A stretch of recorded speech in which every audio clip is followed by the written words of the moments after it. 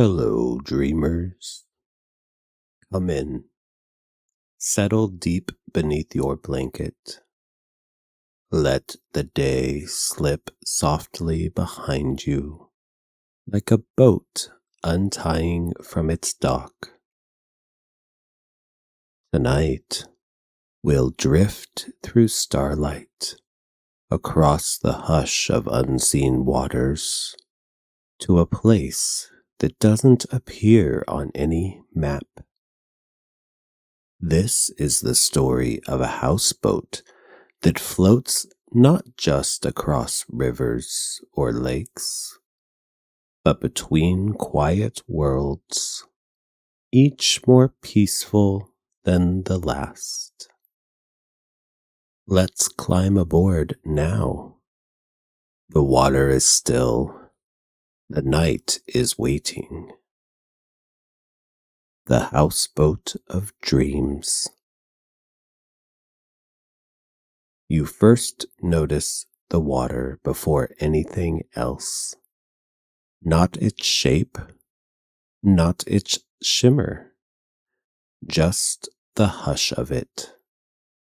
A silence too complete to be empty, the kind that listens back. Then comes the mist, cool against your ankles, curling low like a cat that has decided to trust you. You glance around.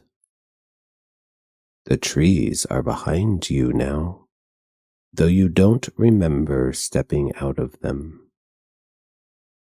A wooden dock stretches into the fog. Funny, you don't remember that being there before. And at the end of the dock, a small boat floats motionless. A houseboat.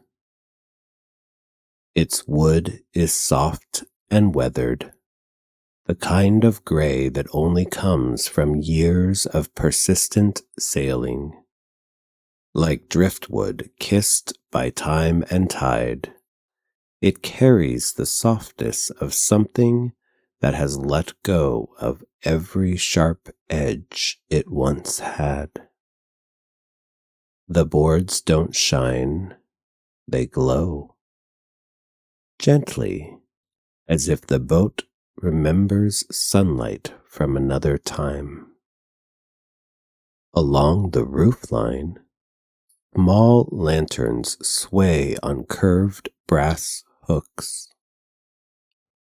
Some are shaped like teardrops, others like curled leaves, each casting a pool of light just large enough to warm a breath of mist. They move with a breeze you cannot feel, a rhythm that matches neither the wind nor the water, but something deeper. The slow heartbeat of the boat itself. You see no oar. You see no rope. You see no figure at the helm. Only a warm glow in its windows, and a name painted in worn silver across the bow. The Gentle Current. You like that name for a boat. The moment you see it, something in you exhales, not with breath, but with memory. You didn't call for it. You weren't searching. But it came all the same. You step onto the dock, and it doesn't creak. Not because it is silent, but because it is welcoming. You walk slowly, your footsteps muffled against the worn wood. The dock sways ever so slightly beneath you, just enough to remind you that water lies below. Mist curls gently along the edges, catching the lantern light in soft halos, and with each step, the quiet deepens. Not empty, but expectant, as if the night is holding its breath. At the boat's edge, your hand lifts to knock, but the door opens before your fingers reach the wood. Slowly, gently, like it's known you were coming all along. Inside, the air is warm and softly scented, a blend of cedar and clove, steam and sleep. Light filters in from the lanterns outside, casting gentle reflections across curved seafoam walls. A kettle sits on the stovetop, just beginning to murmur. A small plate of shortbread waits nearby. Lemon, lavender, and cinnamon. Slippers wait beneath a velvet bench, and when you slide your feet into them, they feel not new, but familiar, as though they remember you. You breathe in deeply, and the sigh that follows is the first unguarded thing you've done in days. The front of the boat, a rounded room, opens like a seashell. Cushions are heaped along curved couches, the upholstery soft as moss, colored like fog and faded lilac. Some of the pillows are stitched with constellations. Others have threadbare patches that suggest long histories of comfort. The hearth in the corner is glowing, not blazing, not cold, just enough.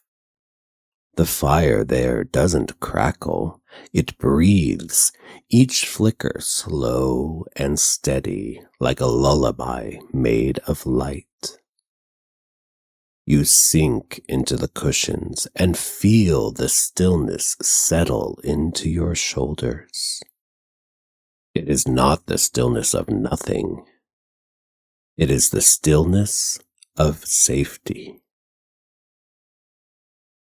On a low table nearby, there's a teapot, a small bowl of sugared herbs, and a neat stack of velvet-colored books tied gently with twine. Some are blank. Some hold only 1 or 2 lines. One lies open, a phrase scrawled in looping script. You are welcome here. You run your fingers over the words and they seem to hum, not out loud, but inside you. The boat dips slightly with the water's rhythm, a hush, a sway, a hush again. There is no engine, but you know without knowing how.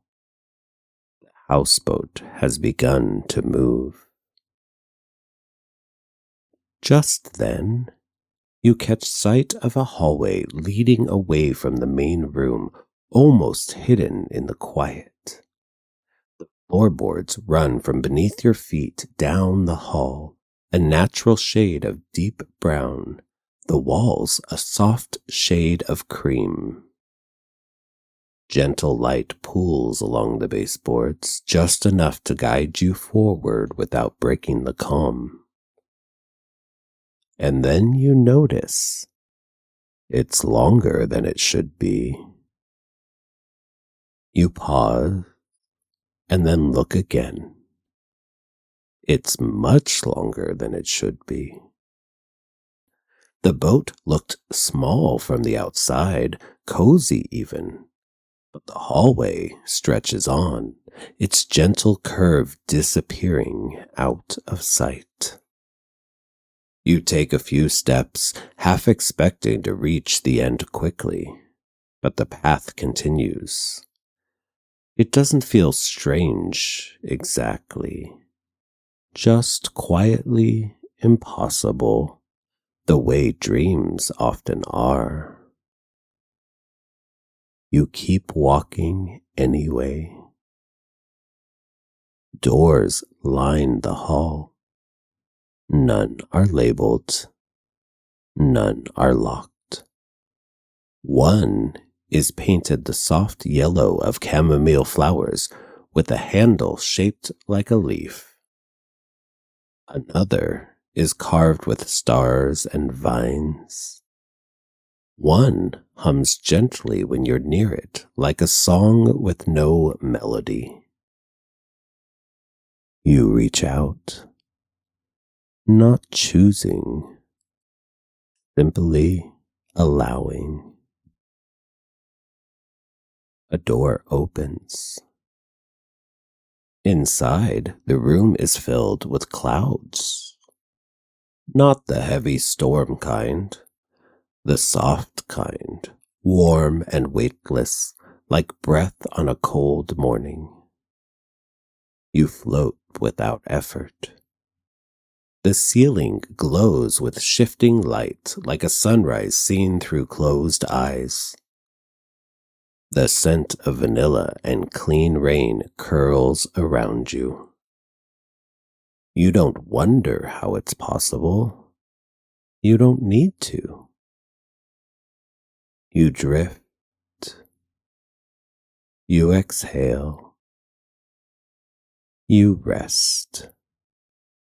And time dissolves.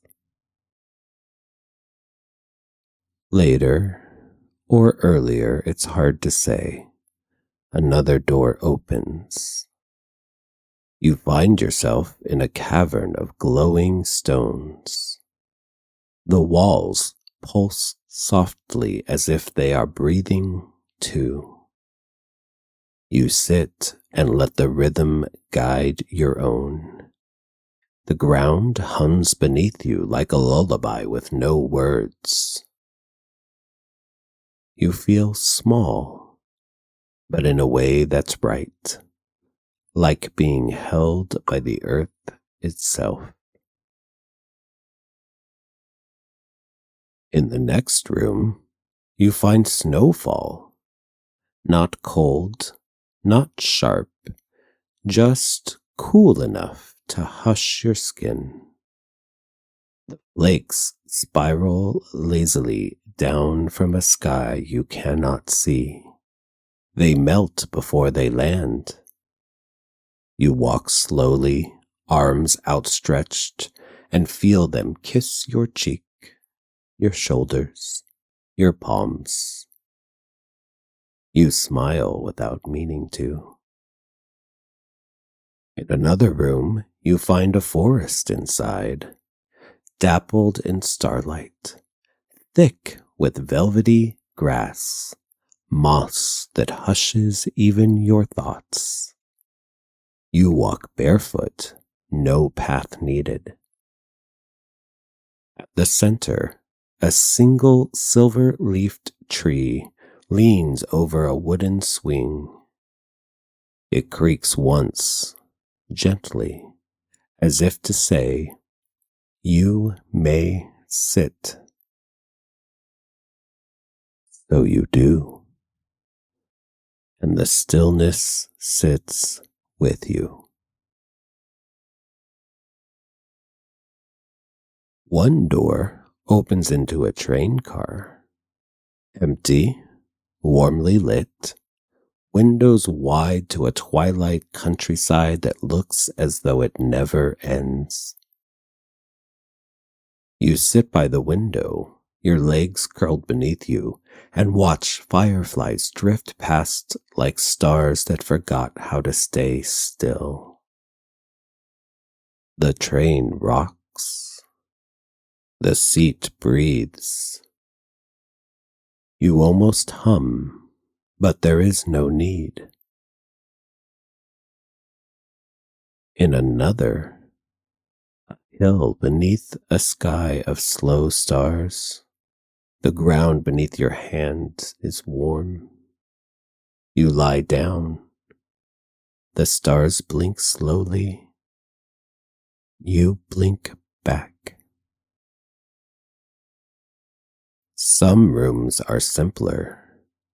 A kitchen at midnight, cocoa waiting, a record playing something you almost remember.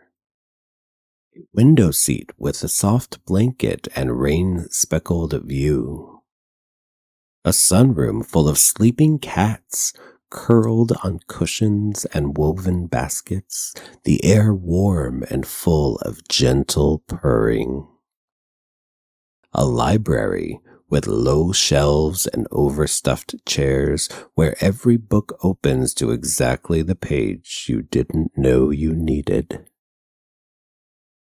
A greenhouse lit by moonlight with fogged glass panes and tiny glass bottles catching droplets from the leaves. A laundry room at dusk with warm folded towels, the scent of lavender soap, and the slow turn of an old dryer. A quiet porch in early spring, rain pattering on the roof, a rocking chair gently swaying beside a chipped mug still warm with tea. You do not choose the rooms. They choose you. Not for what you want, but for what you need. But for what you need. Sometimes you notice signs of others. Not loud ones, nothing that demands attention, but little traces that tell you you're not the only one who has passed through. A scarf draped over the back of a chair, still holding the faint scent of lavender and stormy weather. A pillow with the smallest indent, as if someone just stood up. A book left open to a page underlined in pencil with a pressed flower marking the margin. A teacup beside the hearth with one last sip still warm. A folded napkin with jam smudged across it. A pair of slippers at the foot of a bed that still holds heat. Nothing ever feels out of place. Only gently shared. As if the boat holds space for more than one dream at a time, letting each one drift without ever touching too closely. You never see them, but you don't feel alone.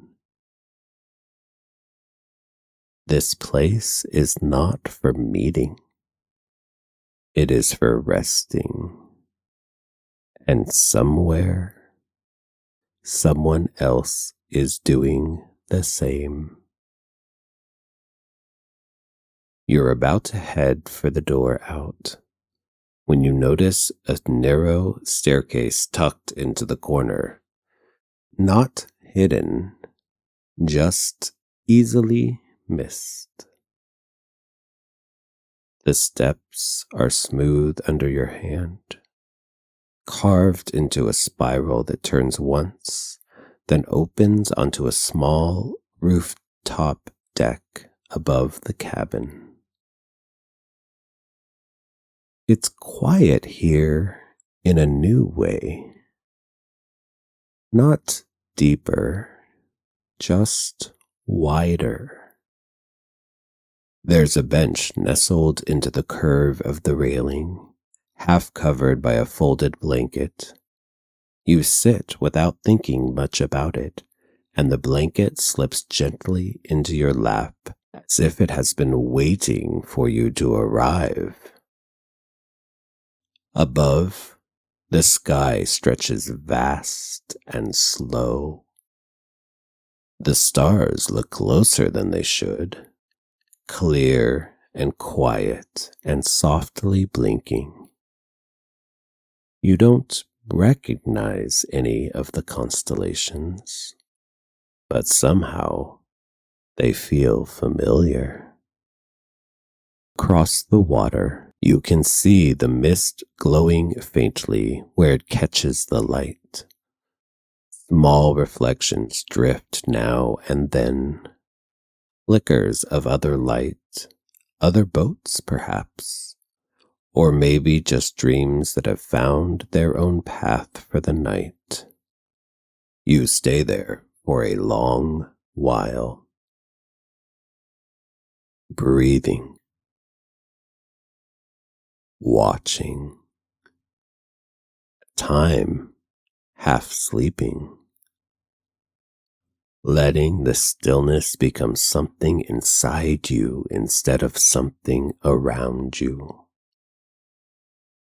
Eventually, the hush deepens. The sky doesn't change, but the moment does, as if something beneath the boat has shifted, not to wake you, just to call you gently home. You rise. The blanket slides back into place behind you. The stairs welcome your feet just as they did before, guiding you down with the same slow grace. You almost feel as if you are floating now, gently gliding back toward the room where you first entered. You hear only the sound of slow pages turning, a kettle beginning again, and the soft chirp of crickets coming from somewhere off in the distance. Eventually, quietly, gently, you begin to feel it. A change, a beckoning, not urgent, just present. A soft knock. The scent of rosemary. A quiet breeze beneath the door. Looking around, you notice things are different now.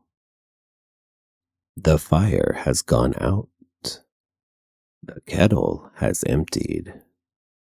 The mist outside the windows is thicker now, glowing faintly with the blush of early light.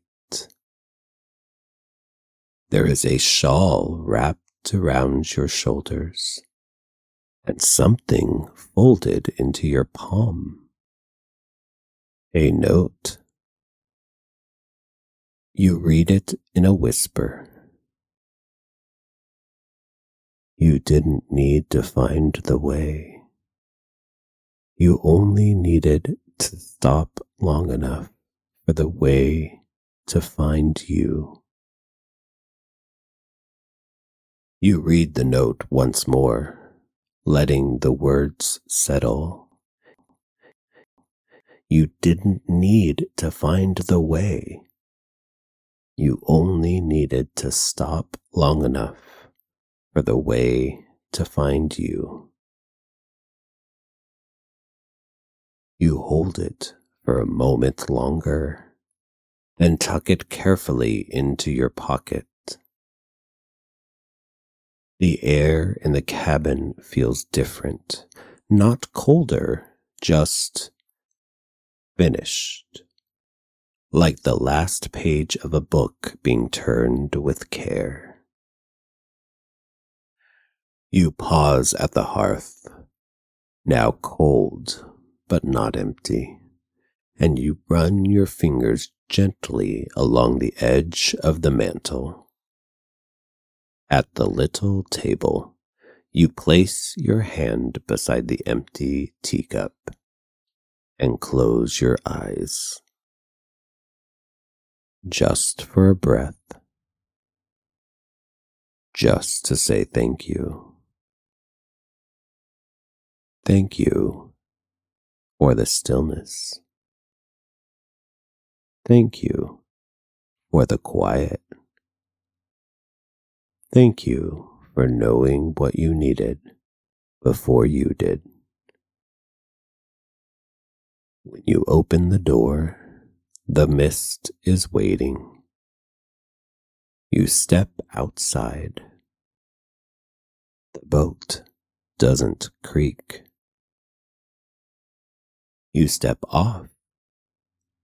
The dock feels steady beneath your feet. You turn back once, not because you need to, but because you want to, and offer the smallest nod of farewell. The boat doesn't drift. It only watches with its soft golden windows and name glimmering faintly on the bow. The boat does not reply. It never needed to. And when you step off the dock, the hush of the water follows you like a blessing. You don't remember leaving. Not really. One moment you are tracing your finger along the spine of a book. The next, you are in your own bed, your own room, your own familiar quiet. And yet, there is dew on your windowsill, a feather in your pocket, a pair of slippers beside your bed that you do not remember owning. As the memories fade like mist off warm water, the feeling stays. Your limbs are soft. Your chest is quiet. You have been held. You have been carried. Somewhere on waters unmapped, the gentle current floats on, waiting not to be called, but to be needed. By name, by breath.